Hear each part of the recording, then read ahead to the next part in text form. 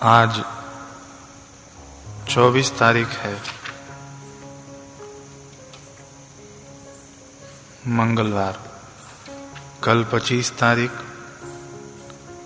बुधवार के दिन से भीष्म पंचक व्रत प्रारंभ होगा। पहले हम लोग भीष्म पंचक व्रत की थोड़ी महिमा जान लें। पूज्य बापू जी इस व्रत की बड़ी प्रशंसा करते हैं। भीष्म पंचक व्रत 5 दिनों का व्रत होता है। 25 नवंबर से शुरू होगा, बुधवार के दिन से शुरू होगा और 29 नवंबर तक रहेगा, रविवार तक रहेगा भीष्म पंचक। इन 5 दिनों में भीष्म जी को तर्पण करना चाहिए मंत्रों सहित। सत्यव्रताय शुचये गंगेयाय महात्मने भीष्माये तद ददाम्य अर्घम आजन्म ब्रह्मचारिणे। ये मंत्र है। इसका अर्थ है आजन्म ब्रह्मचर्य का पालन करने वाले परम पवित्र सत्यवत परायण गंगानंदन महात्मा भीष्म को मैं यह अर्घ देता हूं। ये स्कंद पुराण में मंत्र आता है और कार्तिक मास के महात्म्य में भी आता है। ऐसा करके अर्घ दें और प्रार्थना करें कि मैं धातु क्षय के रोग से बचूं, काम विकार से बचूं। ऐसा पूज्य बापू जी बताते हैं। इस अर्घ के जल में पुष्प व थोड़ा कुमकुम हो तो और अच्छा है, नहीं तो जैसे भी दे सकें दें, लेकिन अवश्य दें 5 दिनों तक, 25 तारीख से 29 तारीख तक। जो इस मंत्र से भीष्म जी के लिए अर्घदान करता है वह मोक्ष का भागी होता है। अर्घदान का मंत्र भी है, ऋषि प्रसाद में ये छपा हुआ है और इसका अर्घदान का मंत्र का अर्थ है कि जिनका व्याघ्रपद गोत्र और संस्कृत प्रवर हैं, उन पुत्र रहित भीष्म वर्मा को मैं यह जल देता हूँ।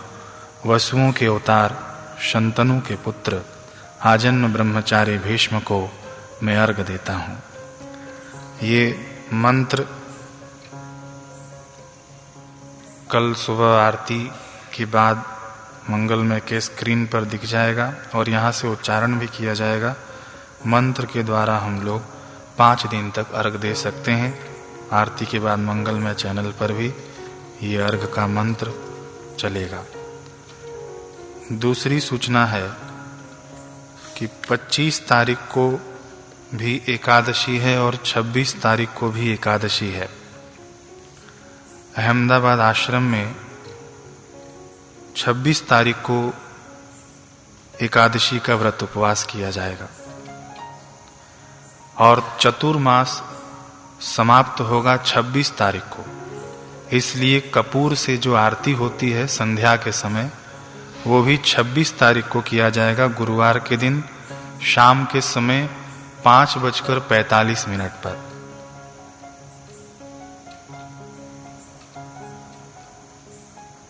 हम लोग सिर्फ कपूर की आरती पर ध्यान देते हैं, परंतु शास्त्रों में वर्णित है कि इस दिन कपूर से आरती करनी है भगवान की। जागने के बाद हम लोग भगवान को उठाएंगे भी 26 तारीख के संध्या के समय। और आगे है शास्त्रों में कि इस दिन गुरुदेव का पूजन करने से भगवान प्रसन्न होते हैं। कपूर से आरती कर लें, इससे अकाल मृत्यु नहीं होगी, और गुरुदेव का पूजन कर लें ताकि भगवान विष्णु जागें तो प्रसन्न हो। तो गुरुदेव का जो पूजन है, मानस पूजन, हम लोग यहाँ से करेंगे। महासंकल्प के बाद 8 बजे करेंगे। मानस पूजन के बाद फिर हम लोग आरती करेंगे 26 तारीख की संध्या के समय।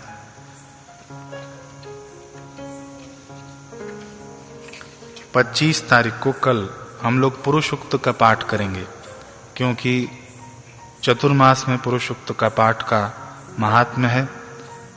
तो 26 तारीख को चतुर्मास खत्म हो रहा है, तो 25 तारीख को यानी कल आरती के बाद हम लोग पुरुष सूक्त का पाठ करेंगे शाम की संध्या में।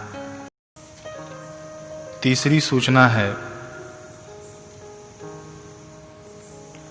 कार्तिक के शुक्ल त्रयोदशी से कार्तिकी पूर्णिमा तक यानी शनिवार, रविवार और सोमवार आने वाला 28 तारीख, 29 तारीख और 30 तारीख पुण्य स्नान करें, अर्थात ब्रह्म मुहूर्त में उठकर सूर्योदय से पहले स्नान कर लें तो पूरे मास के पुण्य स्नान के बराबर फलदायी है। जो लोग कार्तिक मास में पूरे माह तक सूर्योदय से पहले उठकर स्नान नहीं कर सके हैं तो ये 3 दिन अवश्य उठकर स्नान कर लें, 28, 29 और 30। और इन दिनों में श्रीमद् भगवद गीता और श्री विष्णु सहस्त्र नाम का पाठ विशेष लाभदायी है।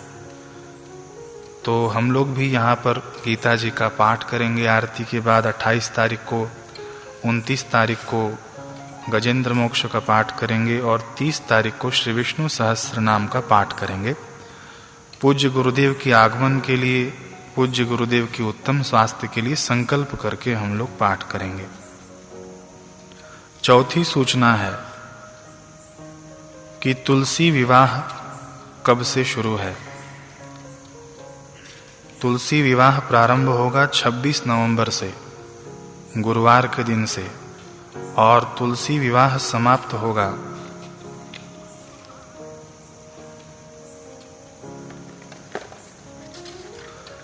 30 नवंबर को, पूर्णिमा के दिन। 26 तारीख से तुलसी विवाह प्रारंभ है और 30 तारीख को समाप्त होगा। ये जो अभी यहाँ पर बताया गया, ये दोबारा सुनने के लिए आश्रम के सोशल मीडिया से हम लोग संपर्क करें।